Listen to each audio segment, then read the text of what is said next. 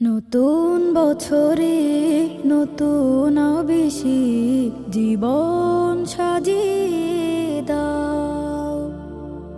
ভুলগুলো ভুলে রহম চাদরে